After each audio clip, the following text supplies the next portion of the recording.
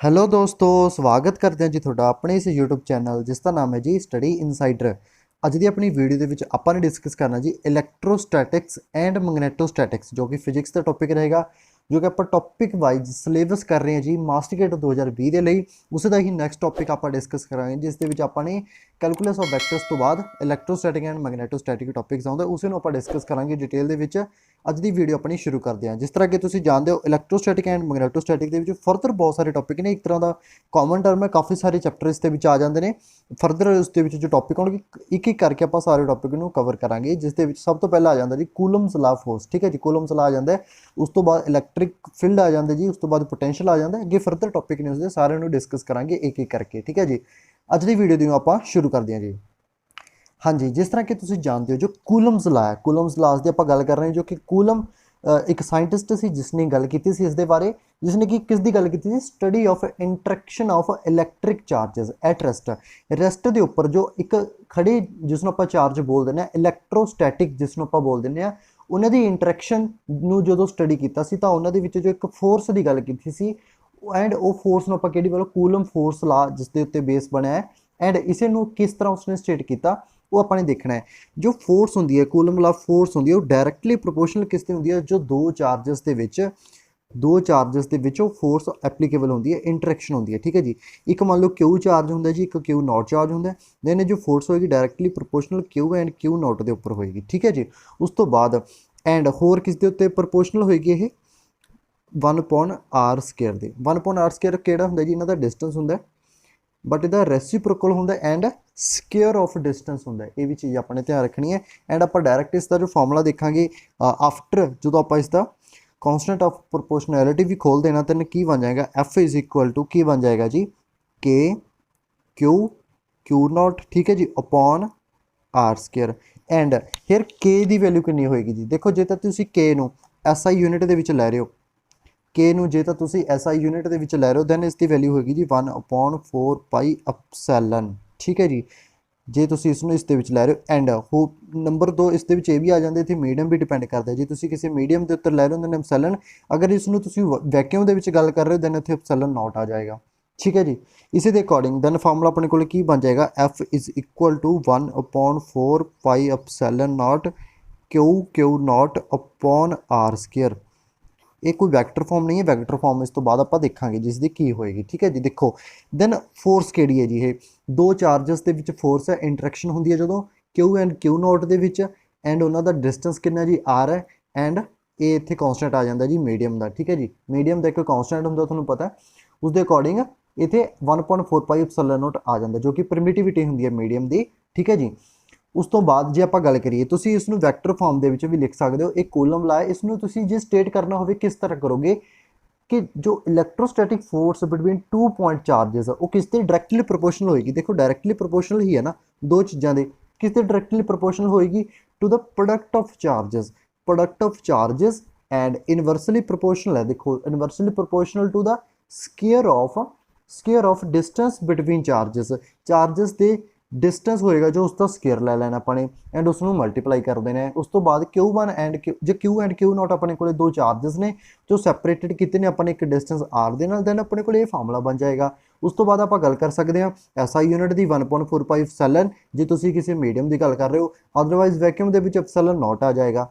ठीक है जी, इस तरह तुसीं इसनूं वैक्टर फॉर्म के भी लिख सकते हो। आई थिंक विजिबल है, एफ वैक्टर वैक्टर फॉर्म के मीनस की हो जाएगा, वैक्टर का मतलब मैगनीट्यूड तो हैगा ही सी पहला, इस दे नाल हुण आपां डायरैक्शन लगा देनी है, 1/4πε आ जाएगा इत्थे। ठीक है जी, उस तो बाद Q1 Q2 तो स्केलर ही ने क्योंकि चार्जेस ने। उस तो बाद की होएगा r² तो हैगा ही है, इत्थे r कैप आ जाएगा। r कैप मीनस r कैप की है, इत्थे r कैप एक डायरैक्शन है, ये यूनिट वैक्टर हुंदा है। ठीक है जी, तुसीं इसनूं फरदर होर भी देखो तो आपां कीता ही होया है, जो आपां ने पहले उसनूं स्टडी कीता सीगा 1/4πε Q1 Q2 अपॉन इत्थे तुसीं r³ करके इत्थे उपर नीचे एक मैगनीट्यूड नाल मल्टीप्लाई कर देंगे, इत्थे r वैक्टर बन जाएगा। ये अपने को फाइनल जो वैक्टर फॉर्म बन जाती है एक कूलम ला दी। ठीक है जी, इस तो बाद आप गल कर सकते हैं जी यूनिट ऑफ चार्ज की। ठीक है जी, आप बिल्कुल देखो पॉइंट टू पॉइंट जा रहे हैं जी, इस थ्योरी भी बहुत आ जाती है, ਕੰਸੈਪਟ ਵੀ ਬਹੁਤ ਆ ਜਾਂਦੇ ਨੇ। ਬਟ ਦੇਖੋ ਮਾਸਟੀਕੇਟਰ ਦੇ ਲਈ ਜਦੋਂ ਤੁਸੀਂ ਨਿਊਮੈਰੀਕਲ ਪ੍ਰੋਬਲਮਸ ਨੂੰ ਸੋਲਵ ਕਰੋਗੇ, ਦੈਨ ਦੇਖੋ ਮੇਜਰ ਥਿੰਗਸ ਹੁੰਦੇ ਨੇ ਜੀ, ਫਾਰਮੂਲੇ ਤੁਹਾਨੂੰ ਪਤਾ ਹੋਣੇ ਚਾਹੀਦੇ ਨੇ, ਐਂਡ ਉਹਨਾਂ ਦੇ ਪਿੱਛੇ ਜੋ ਕੰਸੈਪਟ ਹੁੰਦਾ ਉਹ ਤੁਹਾਨੂੰ ਪਤਾ ਹੋਣਾ ਚਾਹੀਦਾ। ਆਪਾਂ ਜਸਟ ਡਿਸਕਸ ਕਰ ਰਹੇ ਹਾਂ, ਟੌਪਿਕ ਆਪਾਂ ਸਾਰੇ ਕਵਰ ਕਰਨੇ ਹੈ, ਬਟ ਕੋਸ਼ਿਸ਼ ਕਰਿਓ ਕਿ ਵੀਡੀਓ ਨੂੰ ਸ਼ੁਰੂ ਤੋਂ ਲੈ ਕੇ ਲਾਸਟ ਤੱਕ ਜ਼ਰੂਰ ਦੇਖਿਓ, ਤਾਂ ਕਰਕੇ ਹੀ ਤੁਹਾਡੇ ਸਾਰੇ ਟੌਪਿਕ ਕਲੀਅਰ ਹੋ ਪਾਉਣਗੇ। ਇੱਕ ਦੋ ਟੌਪਿਕ ਆਪਾਂ ਦੇਖ ਲੈਂਦੇ ਹਾਂ ਬਟ ਉਸ ਦੇ ਨਾਲ ਆਪਣਾ ਕੋਈ ਫਾਇਦਾ ਨਹੀਂ ਹੁੰਦਾ, ਤਾਂ ਕਰਕੇ ਵੀਡੀਓ ਨੂੰ ਪੂਰਾ ਦੇਖਿਓ ਸ਼ੁਰੂ ਤੋਂ ਲੈ ਕੇ ਲਾਸਟ ਤੱਕ, ਠੀਕ ਹੈ ਜੀ। ਹੁਣ ਦੇਖੋ ਯੂਨਿਟ ਆਫ ਚਾਰਜ ਕੀ ਹੋ ਜਾਏਗਾ, ਮੀਨਸ ਕਿ ਇਹ ਕਰੰਟ ਕੀ ਹੁੰਦਾ, ਕਰੰਟ ਜੇ ਆਪਾਂ ਡਿਫਾਈਨ ਕਰੀ, ਕਰੰਟ ਇਜ਼ ਇਕੁਅਲ ਟੂ ਹੁੰਦਾ ਜੀ ਚਾਰਜ ਅਪੋਨ ਟਾਈਮ, ਠੀਕ ਹੈ ਜੀ। ਇੱਥੋਂ ਤੁਸੀਂ ਚਾਰਜ ਲੈ ਸਕਦੇ ਕਿਉਂਕਿ ਆਪਾਂ ਨੇ ਯੂਨਿਟ ਕੱਢੇ ਨੇ ਚਾਰਜ ਕੀ ਹੋ ਜਾਏਗਾ I ਇੰਟੂ ਟੀ ਹੋ ਜਾਏਗਾ, ਠੀਕ ਹੈ ਜੀ। ਇਸੇ ਤਰ੍ਹਾਂ ਕੂਲਮ, ਜਿਸ ਨੂੰ ਆਪਾਂ ਬੋਲ ਸਕਦੇ ਚਾਰਜ ਦੇ ਕੂਲਮ, ਇਸ ਨੂੰ ਆਪਾਂ ਕੂਲਮ ਦੇ ਨਾਲ ਰਿਪਰੈਜ਼ੈਂਟ ਕਰ ਸਕਦੇ ਹਾਂ, ਠੀਕ ਹੈ ਜੀ। ਕੂਲਮ ਪਰ ਸੈਕਿੰਡ, ਕਿਉਂਕਿ ਸੈਕਿੰਡ ਦੇਖੋ ਇੱਕ ਸੈਕਿੰਡ ਜੇ ਆਪਾਂ ਲੈ ਵੀ ਲੈਣਾ ਤਾਂ ਆਪਣੇ ਕੋਲ ਜੋ ਚਾਰਜ ਹੋ ਜਾਂਦਾ ਕਿੰਨਾ ਹੋ ਜਾਏਗਾ, ਕੂਲਮ ਹੋ ਜਾਏਗਾ। ਇੱਕ ਕੂਲਮ ਨੂੰ ਤੁਸੀਂ ਡਿਫਾਈਨ ਵੀ ਕਰ ਸਕਦੇ ਹੋ, ਠੀਕ ਹੈ ਜੀ। ਕੂਲਮ ਕਿਸ ਤਰ੍ਹਾਂ ਡਿਫਾਈਨ ਕਰੋਗੇ, ਜਦੋਂ ਕਿਸੇ ਵੀ if current of 1 ampere is maintained in a conductor, ਠੀਕ ਹੈ। ਜਦੋਂ ਇੱਕ ਕੰਡਕਟਰ ਦੇ ਵਿੱਚ ਤੁਸੀਂ 1 ਐਂਪੀਅਰ ਕਰੰਟ ਨੂੰ ਮੇਨਟੇਨ ਕਰਕੇ ਰੱਖ ਦਿਓ 1 ਸੈਕਿੰਡ ਦੇ ਲਈ, ਦੈਨ ਜਿਹੜਾ ਵੀ ਚਾਰਜ ਉਸ ਕੰਡਕਟਰ ਦੇ ਵਿੱਚ ਹੋਏਗਾ, ਠੀਕ ਹੈ ਜੀ, ਜੋ ਵੀ ਚਾਰਜ ਉਸ ਕਰੰਟ ਦੇ ਵਿੱਚੋਂ ਚਾਰਜ ਕਰੰਟ ਚੋਂ ਪੈਦਾ ਹੋਏਗਾ ਉਸ ਨੂੰ ਆਪਾਂ ਕਿੰਨਾ ਕਰੰਟ ਬੋਲਾਂਗੇ ਜੀ, 1 ਕੂਲਮ, ਠੀਕ ਹੈ ਜੀ। ਇਸ ਤਰ੍ਹਾਂ ਤੁਸੀਂ ਇਸ ਨੂੰ ਲਿਖ ਸਕਦੇ ਹੋ। ਐਂਡ ਉਸ ਤੋਂ ਬਾਅਦ ਜੇ ਆਪਾਂ ਗੱਲ ਕਰੀਏ, ਇੱਕ ਵੈਲਿਊ ਹੁੰਦੀ ਹੈ ਵੈਲਿਊ ਆਫ E0, ਇਹ ਵੀ ਇੰਪੋਰਟੈਂਟ ਹੈ, ਇਸ ਦੇ ਬਾਰੇ ਵੀ ਆਪਾਂ ਨੂੰ ਪਤਾ ਹੋਣਾ ਚਾਹੀਦਾ ਕਿ ਵੈਲਿਊ ਆਫ E0 ਕਿੰਨੀ ਹੋ ਜਾਂਦੀ ਹੈ, ਕਿਉਂਕਿ ਆਪਾਂ 1.45 ਸੈਲਨ ਨੋਟ ਲਿਖ ਤਾਂ ਲੈਣੇ, ਇਸ ਦੀ ਵੈਲਿਊ ਵੀ ਆਪਾਂ ਨੂੰ ਪਤਾ ਹੋਣੀ ਚਾਹੀਦੀ ਹੈ। ਉਹ ਕਿੰਨੀ ਹੋਏਗੀ ਦੇਖੋ, ਇਜ਼ ਇਕੁਅਲ ਟੂ, ਤੁਸੀਂ ਇਸ ਨੂੰ 9 × 10⁹ ਪਰ coulomb square newton metre square unit ਨੇ, ਬਟ ਤੁਸੀਂ ਨੇ ਮੇਨਲੀ ਇਸ ਦੀ ਵੈਲਿਊ ਨੂੰ ਯਾਦ ਰੱਖਣਾ ਹੈ ਕਿਉਂਕਿ ਬਹੁਤ ਜ਼ਿਆਦਾ ਨਿਊਮੈਰੀਕਲ ਦੇ ਵਿੱਚ ਇਸ ਨੂੰ ਯੂਜ਼ ਕੀਤਾ ਜਾਂਦਾ ਹੈ ਜੀ, ਠੀਕ ਹੈ। ਕਿੰਨੀ ਹੋਏਗੀ 1.45 ਸੈਲਨ ਨੋਟ ਦੀ ਵੈਲਿਊ 9 × 10⁹ ਯੂਨਿਟ ਵੀ ਯਾਦ ਰੱਖੋ, ਬਿਲਕੁਲ ਹੈ, ਕਿਉਂਕਿ ਇਸ ਨੂੰ ਤੁਹਾਨੂੰ ਡਾਇਰੈਕਟ ਵੀ ਪੁੱਛ ਸਕਦੇ ਆ,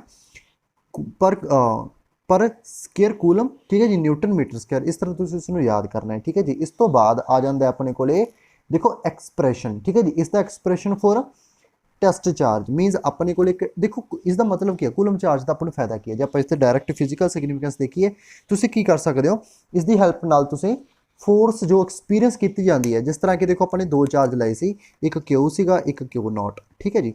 Q0 ਇੱਕ ਟੈਸਟ ਚਾਰਜ ਹੁੰਦਾ, Q0 ਬਹੁਤ ਬਿਲਕੁਲ ਹੀ ਪੁਆਇੰਟ ਚਾਰਜ ਹੁੰਦਾ। Q0 10⁻0 ਵੀ ਤੁਸੀਂ ਕਰ ਸਕਦੇ ਹੋ, ਕਿਉਂਕਿ ਪੁਆਇੰਟ ਚਾਰਜ ਦੇ ਉੱਤੇ ਹੀ ਆਪਾਂ ਲੈ ਕੇ ਇਸ ਨੂੰ ਫਾਈਂਡ ਕਰ ਸਕਦੇ ਹਾਂ ਕਿ ਜਦੋਂ ਤੁਸੀਂ ਇੱਕ ਪੁਆਇੰਟ ਚਾਰਜ ਦੇ ਉੱਪਰ ਫੋਰਸ ਕਿੰਨੀ ਐਕਸਪੀਰੀਅੰਸ ਹੋ ਰਹੀ ਹੈ ਉਸ ਨੂੰ ਫਾਈਂਡ ਕਰਨਾ ਹੁੰਦਾ ਹੈ, ਦੈਨ ਉਦੋਂ ਆਪਾਂ ਕੂਲਮ ਲਾ ਦੀ ਹੈਲਪ ਲੈਂਦੇ ਹਾਂ ਜੀ, ਠੀਕ ਹੈ। ਉਸ ਤਰ੍ਹਾਂ ਤੁਸੀਂ ਜੋ ਫੋਰਸ ਆਏਗੀ ਉਹ ਫੋਰਸ ਕਿਸ ਦੁਆਰਾ ਐਕਸਪੀਰੀਅੰਸ ਕੀਤੀ ਜਾਊਗੀ, ਪੁਆਇੰਟ ਚਾਰਜ ਦੇ ਉੱਪਰ ਜੋ ਐਕਸਪੀਰੀਅੰਸ ਕੀਤੀ ਜਾਊ ਕਿਸ ਦੇ ਦੁਆਰਾ ਲੱਗੇਗੀ, ਉਹ ਇਸ ਸੋਰਸ ਚਾਰਜ, ਜਿਸ ਨੂੰ ਆਪਾਂ ਬੋਲ ਦਿੰਦੇ ਹਾਂ ਸੋਰਸ ਚਾਰਜ ਬੋਲਿਆ ਜਾਂਦਾ ਇਸ ਨੂੰ, ਇਹ ਸੋਰਸ ਚਾਰਜ ਇਸ ਉੱਪਰ ਫੋਰਸ ਐਕਸਪੀਰੀਅੰਸ ਕਰੇਗਾ, ਉਸ ਨੂੰ ਫਾਈਂਡ ਕਰਨ ਦੇ ਲਈ ਆਪਾਂ ਕੂਲਮ ਲਾ ਦੀ ਹੈਲਪ ਲੈਂਦੇ ਹਾਂ, ਠੀਕ ਹੈ ਜੀ। ਇਹ ਇਸ ਦਾ ਫਿਜ਼ੀਕਲ ਸਿਗਨੀਫਿਕੈਂਸ ਹੋ ਜਾਂਦਾ ਹੈ। ਇਸ ਤੋਂ ਬਾਅਦ ਜੇ ਤੁਸੀਂ ਇਸ ਨੂੰ ਵੈਕਟਰ ਫਾਰਮ ਦੇ ਵਿੱਚ ਲਿਖਣਾ ਹੋਵੇ, ਵੈਕਟਰ ਫਾਰਮ ਦੇ ਵਿੱਚ ਕਿਵੇਂ ਲਿਖੋਗੇ, ਡਾਇਰੈਕਟ ਤੁਸੀਂ ਲਿਖ ਸਕਦੇ ਹੋ, ਕਿੰਨਾ ਆ ਜਾਏਗਾ F ਵੈਕਟਰ, ਠੀਕ ਹੈ ਜੀ, is equal to F vector is equal to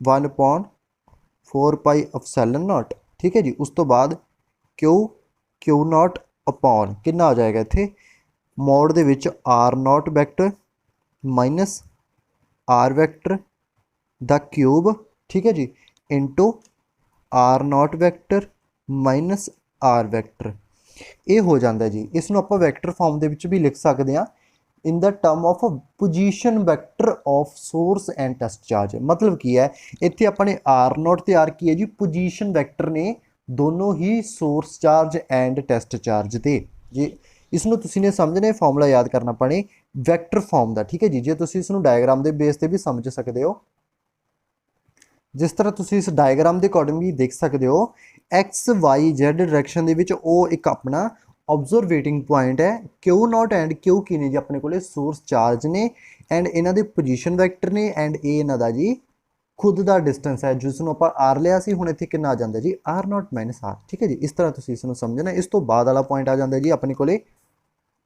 ਦੇਖੋ ਇਲੈਕਟ੍ਰਿਕ फील्ड इलैक्ट्रिक फील्ड ਨੂੰ ਸਮਝਣਾ ਬਹੁਤ ਜ਼ਿਆਦਾ ਜ਼ਰੂਰੀ ਹੈ ਕਿਉਂਕਿ ਇਲੈਕਟ੍ਰਿਕ ਫੀਲਡ ਦੀ ਡੈਫੀਨੇਸ਼ਨ ਵੀ ਤੁਹਾਨੂੰ ਆ ਜਾਏਗੀ, ਇਸ ਦਾ ਫਾਰਮੂਲਾ ਵੀ ਆ ਜਾਏਗਾ, ਇਸ ਦੇ ਉੱਤੇ ਤੁਸੀਂ ਕਨਸੈਪਟ ਵੀ ਲਗਾ ਲਓਗੇ। ਬਟ ਇਸ ਦਾ ਜੋ ਮੀਨਸ ਇਲੈਕਟ੍ਰਿਕ ਫੀਲਡ ਹੁੰਦਾ ਕੀ ਹੈ, ਠੀਕ ਹੈ ਜੀ, ਇਹ ਕਿਸ ਤਰ੍ਹਾਂ ਪੈਦਾ ਹੁੰਦਾ ਹੈ, ਠੀਕ ਹੈ ਜੀ, ਮੇਨ ਚੀਜ਼ ਹੈ ਜੋ ਇਸ ਦੇ ਬਾਰੇ ਆਪਾਂ ਨੂੰ ਨਹੀਂ ਪਤਾ, ਆਪਾਂ ਉਸ ਦੇ ਬਾਰੇ ਹੁਣ ਗੱਲ ਕਰਦੇ ਹਾਂ। ਦੇਖੋ ਇਲੈਕਟ੍ਰਿਕ ਫੀਲਡ ਕੀ ਹੋਏਗਾ। ਇਲੈਕਟ੍ਰਿਕ ਫੀਲਡ ਇੱਕ ਸਪੇਸ ਨੂੰ ਆਪਾਂ ਬੋਲ ਦਿੰਦੇ ਹਾਂ। ਕਿਸ ਤਰ੍ਹਾਂ ਬੋਲਾਂਗੇ ਸਪੇਸ ਨੂੰ, ਦੇਖੋ ਜਿੰਨੀਆਂ ਵੀ ਆਪਣੇ ਕੋਲੇ ਚਾਰਜ ਹੁੰਦੇ, ਜਿੰਨੇ ਮੰਨ ਲਓ ਇੱਕ ਟੈਸਟ ਚਾਰਜ ਦੇ ਉੱਤੇ ਇੱਕ ਫੋਰਸ ਐਕਸਪੀਰੀਅੰਸ ਹੋ ਰਹੀ ਹੈ, ਜਿਸ ਨੂੰ ਆਪਾਂ ਕੂਲਮ ਲਾ ਦੇ ਅਕੋਰਡਿੰਗ ਦੱਸ ਸਕਦੇ ਹਾਂ Q naught R cap upon 4 pi epsilon naught R square, ਠੀਕ ਹੈ ਜੀ ਬਿਲਕੁਲ। ਬਟ ਉਸ ਕਿਊ ਨੋਟ ਚਾਰਜ ਦੇ ਉੱਤੇ ਜੋ ਫੋਰਸ ਐਕਸਪੀਰੀਅੰਸ ਹੋ ਰਹੀ ਹੈ, ਸਭ ਤੋਂ ਪਹਿਲੀ ਚੀਜ਼ ਕੀ ਹੋਏਗੀ, ਉਹ ਬਿਲਕੁਲ ਹੀ ਯੂਨੀਕ ਹੋਏਗੀ। ਮੰਨ ਲਓ ਦੇਖੋ ਕਿ ਐਗਜ਼ਾਮਪਲ ਲੈ ਕੇ ਸਮਝਦੇ ਆਪਾਂ।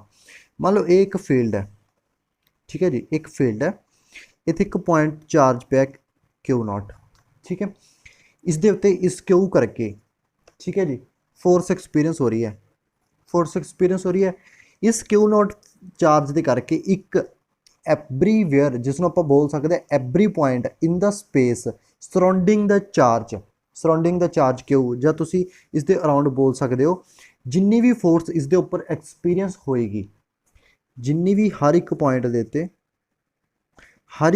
ਉੱਤੇ ਉਹ ਕੀ ਹੋਏਗੀ, ਸੇਮ ਹੋਏਗੀ। ਮਤਲਬ ਕੀ ਹੈ, ਦੇਖੋ ਇਹ ਚਾਰਜ ਇਸ ਦੇ ਉੱਤੇ ਫੋਰਸ ਅਪਲਾਈ ਕਰ ਰਿਹਾ, ਹਰ ਇੱਕ ਪੁਆਇੰਟ ਦੇ ਉੱਪਰ ਇਸ ਦੇ ਸਰਾਊਂਡਿੰਗ, ਹਰ ਇੱਕ ਪੁਆਇੰਟ ਦੇ ਉੱਪਰ ਇਸ ਦੇ ਉੱਪਰ ਜਿੰਨੀ ਵੀ ਫੋਰਸ ਲੱਗੇਗੀ ਕੀ ਹੋਏਗੀ, ਸੇਮ ਹੋਏਗੀ। ਮਤਲਬ ਕੀ ਹੋਏਗਾ ਜੀ, ਬਿਲਕੁਲ ਯੂਨੀਕ ਹੋਏਗੀ। ਤਾਂ ਕਰਕੇ ਉਹ ਏਰੀਆ, ਉਹ ਸਪੇਸ ਜਿਸ ਏਰੀਏ ਦੇ ਉੱਪਰ ਇਸ ਦੇ ਉੱਪਰ ਫੋਰਸ ਲੱਗ ਰਹੀ ਹੈ ਉਹ ਯੂਨੀਕ ਹੈ। ਉਹ ਜਿੰਨਾ ਵੀ ਸਪੇਸ ਆ ਉਹਨੂੰ ਆਪਾਂ ਕੀ ਬੋਲਦੇ ਹਾਂ, ਫੀਲਡ ਬੋਲਦੇ ਹਾਂ। ਐਂਡ ਉਸ ਨੂੰ ਤੁਸੀਂ ਟਰਮ ਕੀ ਦੇ ਸਕਦੇ ਹੋ, ਇਲੈਕਟ੍ਰਿਕ ਫੀਲਡ।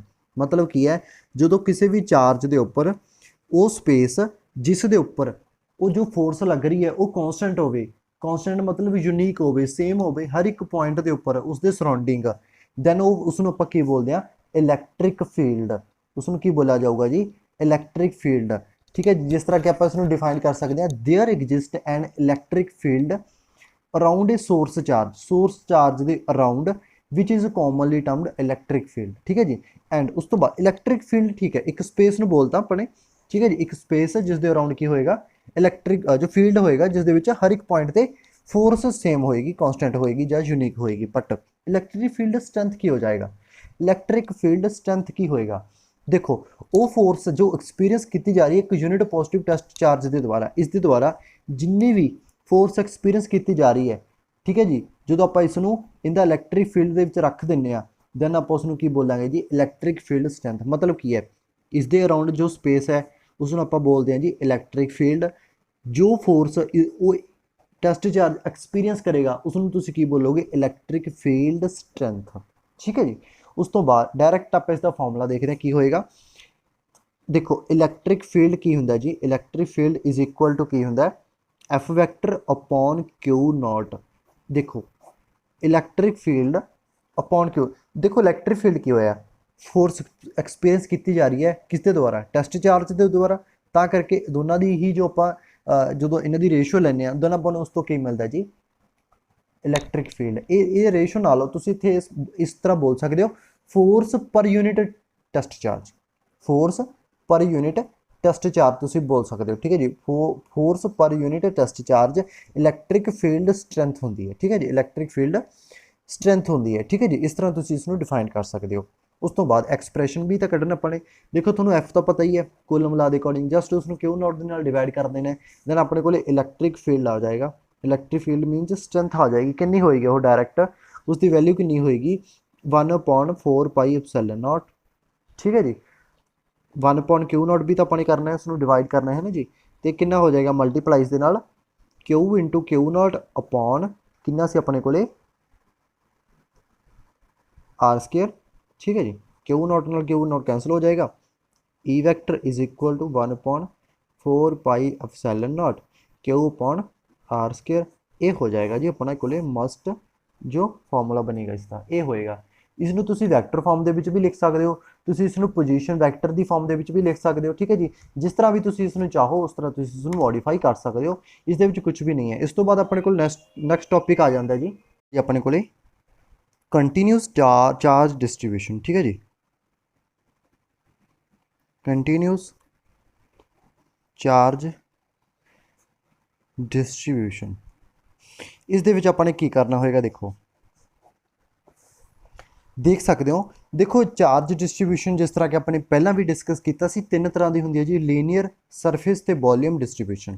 ਡਿਸਟ੍ਰੀਬਿਊਸ਼ਨ ਦਾ ਮਤਲਬ ਕੀ ਹੁੰਦਾ ਜੀ, ਕੰਟੀਨਿਊਸ ਦਾ ਮਤਲਬ, ਦੇਖੋ ਕੰਟੀਨਿਊਸ ਤੋਂ ਮਤਲਬ ਤੁਸੀਂ ਤੋਂ ਸਮਝ ਸਕਦੇ ਹੋ, ਤੁਹਾਨੂੰ ਇੱਕ ਛੋਟਾ ਜਿਹਾ ਹਿੱਸਾ ਮਿਲੇਗਾ, ਚਾਹੇ ਲੀਨੀਅਰ ਦਾ ਹੋਵੇ, ਸਰਫੇਸ ਦਾ ਹੋਵੇ ਜਾਂ ਵੋਲਿਊਮ ਦਾ ਹੋਵੇ। ਜਦੋਂ ਆਪਾਂ ਤੁਸੀਂ ਉਸਦੀ ਇੰਟੀਗ੍ਰੇਸ਼ਨ ਕਰਦੇ ਹੋ, ਮੀਨਸ ਉਸ ਨੂੰ ਕੰਟੀਨਿਊਸ ਪੂਰੇ ਹੋਲ ਕਰਵ ਦੇ ਉੱਪਰ, ਏਰੀਆ ਦੇ ਉੱਪਰ ਜਾਂ ਵੋਲਿਊਮ ਦੇ ਉੱਪਰ ਚੈੱਕ ਕਰਦੇ ਹੋ ਇਲੈਕਟ੍ਰਿਕ ਫੀਲਡ ਸਟਰੈਂਥ ਨੂੰ, ਦੈਨ ਤੁਹਾਨੂੰ ਇੱਥੇ ਚਾਰਜ ਡਿਸਟ੍ਰੀਬਿਊਸ਼ਨ ਲਗਾਉਣੀ ਹੀ ਪਏਗੀ, ਚਾਹੇ ਉਹ ਲੀਨੀਅਰ ਹੋਵੇ, ਸਰਫੇਸ ਹੋਵੇ, ਵੋਲਿਊਮ ਹੋਵੇ। ਉਹ ਡਿਪੈਂਡ ਕਰਦਾ ਤੁਹਾਡੇ ਕੋਲੇ ਮਟੀਰੀਅਲ ਕਿਹੜਾ ਹੈ, ਮੀਨਸ ਉੱਪਰ ਕਿਸ ਵੋਲਿਊਮ ਦੇ ਉੱਪਰ ਦੇਖ ਰਹੇ ਹੋ, ਸਰਫੇਸ ਦੇ ਉੱਪਰ ਦੇਖ ਰਹੇ ਹੋ ਜਾਂ ਇੱਕ ਲਾਈਨ ਦੇ ਉੱਤੇ ਦੇਖ ਰਹੇ ਹੋ, ਉਸ ਦੇ ਅਕੋਰਡਿੰਗ ਆਪਾਂ ਇੱਥੇ ਅਪਲਾਈ ਕਰਾਂਗੇ ਜੀ ਚਾਰਜ ਡਿਸਟ੍ਰੀਬਿਊਸ਼ਨ। ਦੇਖੋ ਜਿਸ ਤਰ੍ਹਾਂ ਕਿ ਤੁਸੀਂ ਬੋਲ ਸਕਦੇ ਹੋ, ਜਦੋਂ ਤੁਸੀਂ ਚਾਰਜ ਡਿਸਟ੍ਰੀਬਿਊਸ਼ਨ ਲਗਾਉਣੀ ਹੈ, ਤੁਸੀਂ ਨੇ ਚੇਂਜ ਕੀ ਕਰਨਾ ਹੈ, ਤੁਸੀਂ ਨੇ ਚੇਂਜ ਕਰਨਾ ਹੈ ਜੀ QI। QI ਮੀਨਸ ਕੀ ਹੋਏਗਾ, ਦੇਖੋ ਜੋ ਆਪਣੇ ਕੋਲੇ ਚਾਰਜ ਹੁੰਦਾ, ਸੋਰਸ ਚਾਰਜ। ਦੇਖੋ ਆਪਣੇ ਕੋਲੇ ਜੇ ਆਪਾਂ ਇਲੈਕਟ੍ਰਿਕ ਫੀਲਡ ਲਿਖਦੇ ਹਾਂ, ਸਭ ਤੋਂ ਪਹਿਲਾਂ E vector is equal to 1.4 pi epsilon naught. ਠੀਕ ਹੈ ਜੀ, ਕੀ ਹੁੰਦਾ ਆਪਣੇ ਕੋਲੇ Q ਅਪੋਨ R ਸਕੁਅਰ, ਇਹ ਚੀਜ਼ ਹੁੰਦੀ ਹੈ ਇੱਥੇ। ਚਲੋ R ਕੈਪ ਲੈ ਲੈਂਦੇ ਆਪਾਂ। ਉਸ ਤੋਂ ਬਾਅਦ ਦੇਖੋ ਜਦੋਂ ਤੁਸੀਂ ਲੀਨੀਅਰ ਚਾਰਜ ਡਿਸਟ੍ਰੀਬਿਊਸ਼ਨ ਲਗਾਓਗੇ, ਤੁਸੀਂ ਨੇ ਕੀ ਕਰਨਾ ਹੈ, ਜਸਟ Q ਦੀ ਵੈਲਿਊ ਕਿਸ ਦੇ ਕੋਲ ਰੱਖਣੀ ਹੈ। ਦੇਖੋ Q ਦੀ ਵੈਲਿਊ ਕਿਸ ਦੇ ਕੋਲ ਰੱਖਣੀ ਹੈ, ਮੰਨ ਲਓ ਇੱਕ ਲੈਂਥ ਹੈ ਜਿਸ ਦੇ ਉੱਤੇ ਤੁਸੀਂ ਚਾਰਜ ਡਿਸਟ੍ਰੀਬਿਊਸ਼ਨ ਦੇਖ ਰਹੇ ਹੋ, ਆਪਣੇ ਕੋਲ ਛੋਟਾ ਜਿਹਾ ਹਿੱਸਾ DL ਹੈ। ਠੀਕ ਹੈ ਜੀ, ਛੋਟਾ ਜਿਹਾ ਹਿੱਸਾ DL ਹੈ, ਐਂਡ ਇਸ ਦੀ ਪੂਰੀ ਇੱਕ ਲੀਨੀਅਰ ਜਿੰਨਾ ਵੀ ਕੋਈ ਲੈਂਥ ਹੁੰਦੀ ਹੈ, ਠੀਕ ਹੈ ਜੀ, ਉਸ ਦੇ ਉੱਤੇ ਜਦੋਂ ਆਪਾਂ ਚਾਰਜ ਡਿਸਟ੍ਰੀਬਿਊਸ਼ਨ ਲੈਣੇ ਹੁੰਦੇ ਆ, ਉਹ ਹੁੰਦੀ ਹੈ ਜੀ ਲੈਮਡਾ। ਠੀਕ ਹੈ ਜੀ, ਉਹ ਹੁੰਦੀ ਹੈ ਲੈਮਡਾ। ਤਾਂ ਛੋਟੇ ਜਿਹੇ ਹਿੱਸੇ ਨੂੰ ਜਦੋਂ ਤੁਸੀਂ ਲੈਮਡਾ ਨਾਲ ਮਲਟੀਪਲਾਈ ਕਰ ਦਿੰਦੇ ਹੋ, ਤਾਂ ਜੋ ਪੂਰੇ ਲਾਈਨ ਦੇ ਉੱਤੇ ਜੋ ਚਾਰਜ ਹੋਏਗਾ ਉਹ ਤੁਹਾਡੇ ਕੋਲੇ ਆ ਜਾਏਗਾ, ਜੋ ਕਿ Q ਹੈ। ਸੋ ਤੁਸੀਂ Q ਦੀ ਵੈਲਿਊ ਕੀ ਪੁੱਟ ਕਰ ਸਕਦੇ ਹੋ, ਲੈਮਡਾ ਇੰਟੂ DL। ਠੀਕ ਹੈ ਜੀ, ਇਸ ਤਰ੍ਹਾਂ ਆਪਣੇ ਇੱਥੇ ਫਿਲ ਕਰਨਾ ਹੈ, ਜਸਟ ਉਸਦੀ ਇੰਟੀਗ੍ਰੇਸ਼ਨ ਕਰਨੀ ਉਸ ਤੋਂ ਬਾਅਦ। ਠੀਕ ਹੈ ਜੀ, ਇਹ ਚੀਜ਼ ਧਿਆਨ ਰੱਖਣਾ, ਕਿਉਂਕਿ DL ਹੈ, DL ਦੀ ਜਦੋਂ ਇੰਟੀਗ੍ਰੇਸ਼ਨ ਕਰਾਂਗੇ ਤਾਂ ਹੀ ਆਪਣੇ ਕੋਲ ਲੈਂਥ ਹੱਲ ਆਏਗੀ, ਇਹ ਵੀ ਧਿਆਨ ਰੱਖਣਾ ਨਾ ਆਪਣੇ। ਤਾਂ ਕਰਕੇ ਉਸ ਤੋਂ ਬਾਅਦ ਨੰਬਰ 2, ਚਲੋ ਇਹ ਤਾਂ ਲੀਨੀਅਰ ਸੀ। ਆਪਾਂ ਜੇ ਸਰਫੇਸ ਦੀ ਗੱਲ ਕਰੀਏ, ਸਰਫੇਸ ਦਾ ਆਪਣੇ ਕੋਲ ਛੋਟਾ ਜਿਹਾ ਹਿੱਸਾ ਕੀ ਹੈ ਜੀ, DS ਹੈ, ਐਂਡ ਜੋ ਏਰੀਆ ਹੁੰਦਾ, ਇੱਕ ਸਰਫੇਸ ਹੁੰਦੀ ਹੈ, ਉਸ ਦੇ ਉੱਤੇ ਜੋ ਆਪਾਂ ਚਾਰਜ ਡਿਸਟ੍ਰੀਬਿਊਸ਼ਨ ਲੈਂਦੇ ਉਹ ਹੁੰਦੀ ਹੈ ਜੀ ਸਿਗਮਾ।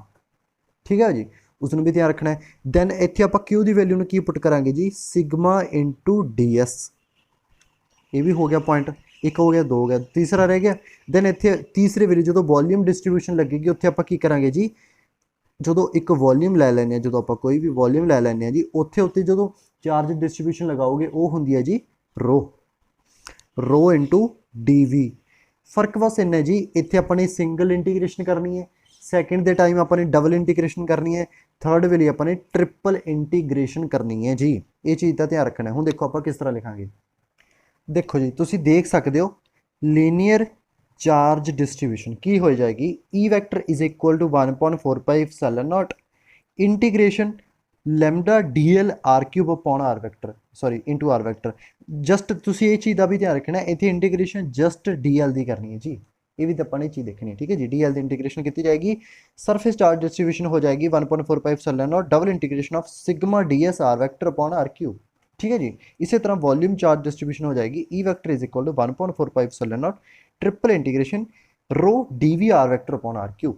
ये ਹੁੰਦਾ ਜੀ ਆਪਣੇ ਕੋਲੇ ਕੰਟੀਨਿਊਸ ਚਾਰਜ ਡਿਸਟ੍ਰੀਬਿਊਸ਼ਨ, ਜੋ ਕਿ ਆਪਣੇ ਕੋਲ ਟੌਪਿਕ ਸੀ, ਇਸ ਨੂੰ ਆਪਾਂ ਨੇ ਕਰਨਾ ਬਹੁਤ ਜ਼ਿਆਦਾ ਜ਼ਰੂਰੀ ਸੀ। ਤਾਂ ਕਰਕੇ ਇਸ ਚੀਜ਼ ਨੂੰ ਆਈ ਥਿੰਕ ਤੁਸੀਂ ਸਮਝ ਚੁੱਕੇ ਹੋਵੋਗੇ ਕਿਸ ਤਰ੍ਹਾਂ ਆਪਣੇ, ਹਾਂ ਵੈਕਟਰ ਫਾਰਮ ਦੇ ਵਿੱਚ ਤੁਸੀਂ ਤੇ R ਵੈਕਟਰ ਹੁੰਦਾ ਜੀ, ਜੋ ਉਸ ਨੂੰ ਵੀ ਜੋ R ਵੈਕਟਰ ਹੋਏਗਾ ਨਾ, ਤਿੰਨੇ ਇਕੁਏਸ਼ਨ ਦੇ ਵਿੱਚ ਆਪਣੇ ਕੋਲੇ R ਵੈਕਟਰ ਦੇਖ ਸਕਦੇ ਹੋ, R vector and R vector ਨੂੰ ਵੀ ਤੁਸੀਂ ਡਾਇਰੈਕਟ ਕੀ ਪੁੱਟ ਕਰ ਸਕਦੇ ਹੋ, I कैप X। ठीक है जी, X plus J cap Y plus K cap Z, ये भी चीज़ तुसी पुट कर सकते हो। ठीक है जी, आई होप तुसी समझ चुके होवोगे किस तरह अपने अप्लाई करना है। उस तो बाद आ जाता जी अपने को नैक्सट टॉपिक देखते हैं। नैक्सट टॉपिक किहड़ा जी, इलैक्ट्रिक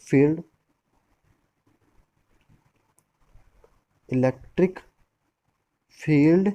ठीक है जी, due to dipole, electric field due to dipole. देखो डाइपोल की हुंदा एंड उसदे करके इलैक्ट्रिक फील्ड की होएगा, उसकी स्ट्रेंथ की होएगी, वो आपां ने इस दे विच देखना है।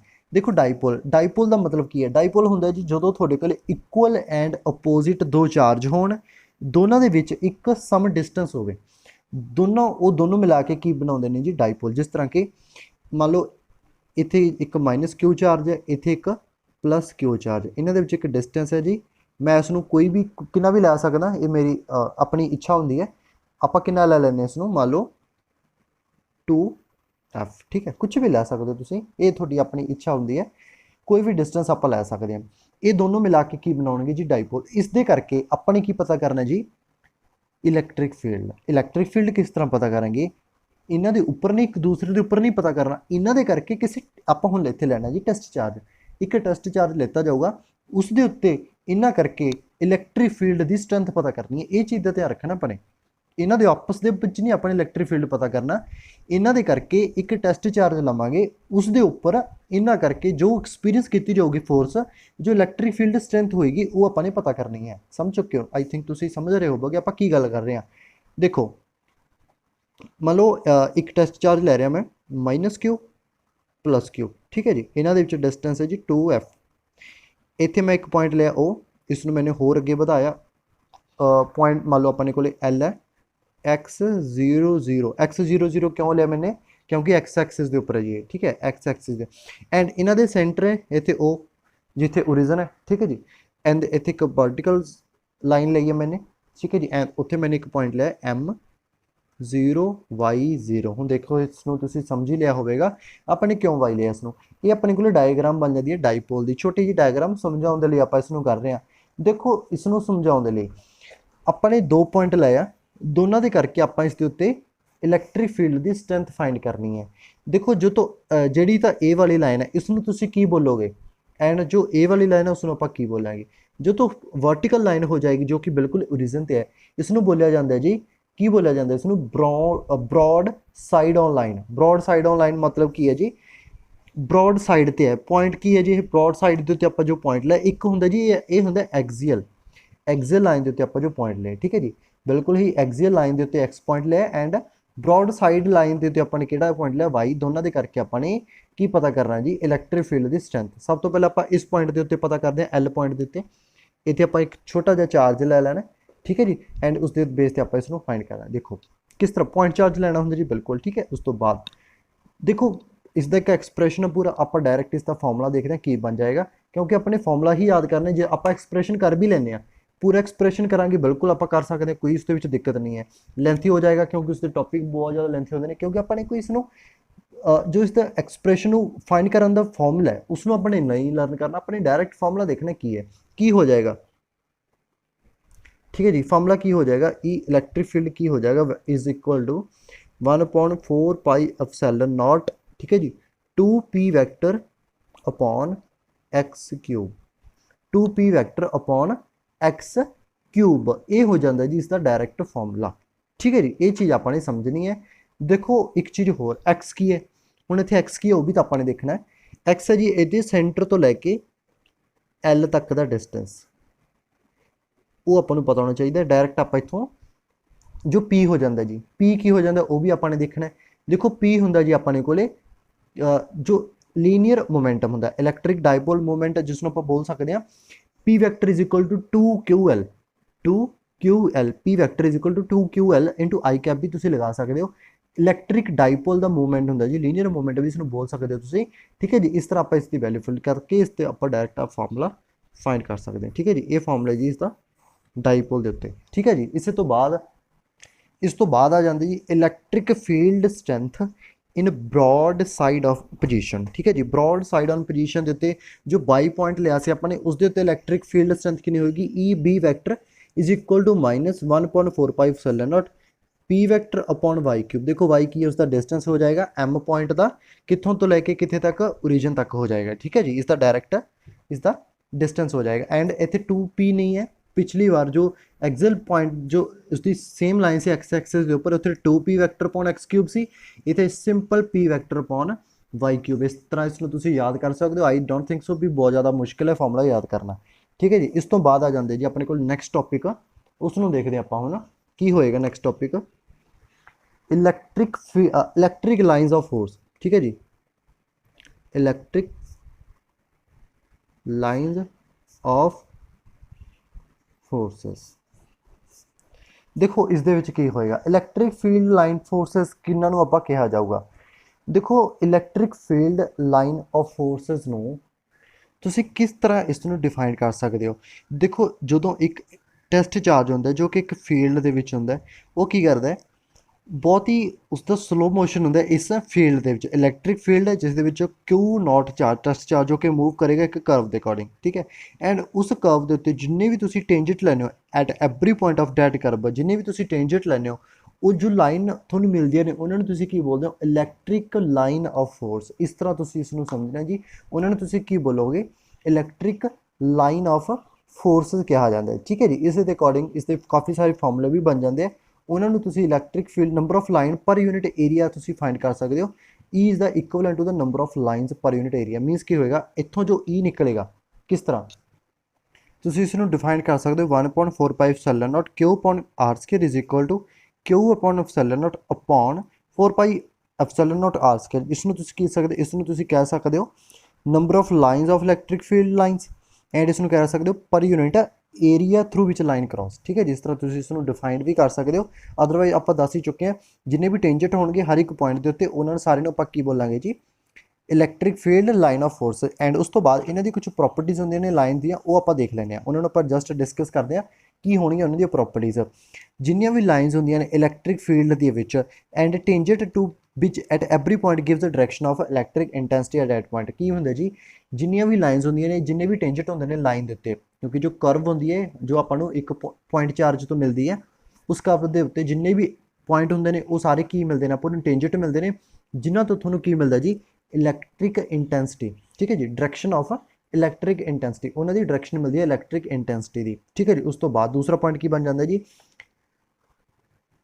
ਜਿੰਨੀਆਂ ਵੀ ਇਹ ਟੇਂਜੈਂਟ ਲਾਈਨਸ ਹੁੰਦੀਆਂ ਨੇ ਜਾਂ ਤੁਸੀਂ ਇਲੈਕਟ੍ਰਿਕ ਲਾਈਨਸ ਹੁੰਦੀਆਂ ਨੇ, ਇਹ ਓਰੀਜਿਨੇਟ ਹੁੰਦੀਆਂ ਨੇ ਜੀ ਪੋਜ਼ਿਟਿਵ ਚਾਰਜ ਤੋਂ, ਇਹ ਟਰਮੀਨੇਟ ਹੁੰਦੀਆਂ ਨੇ ਨੈਗੇਟਿਵ ਚਾਰਜ ਦੇ ਉੱਪਰ, ਠੀਕ ਹੈ ਜੀ। ਓਰੀਜਿਨੇਟ ਹੁੰਦੀਆਂ ਨੇ ਮੀਨਸ ਪੋਜ਼ਿਟਿਵ ਚਾਰਜ ਦੇ ਵਿੱਚੋਂ ਤਾਂ ਨਿਕਲ ਰਹੀਆਂ ਨੇ, ਪੋਜ਼ਿਟਿਵ ਚਾਰਜ ਦੇ ਵਿੱਚੋਂ ਨਿਕਲਣਗੀਆਂ ਐਂਡ ਨੈਗੇਟਿਵ ਚਾਰਜ ਦੇ ਵਿੱਚ ਇਹ ਟਰਮੀਨੇਟ ਹੋ ਜਾਣਗੀਆਂ, ਖਤਮ ਹੋ ਜਾਣਗੀਆਂ, ਠੀਕ ਹੈ ਜੀ। ਇਹ ਚੀਜ਼ ਵੀ ਤੁਸੀਂ ਨੇ ਨੋਟ ਕਰਨੀ ਹੈ।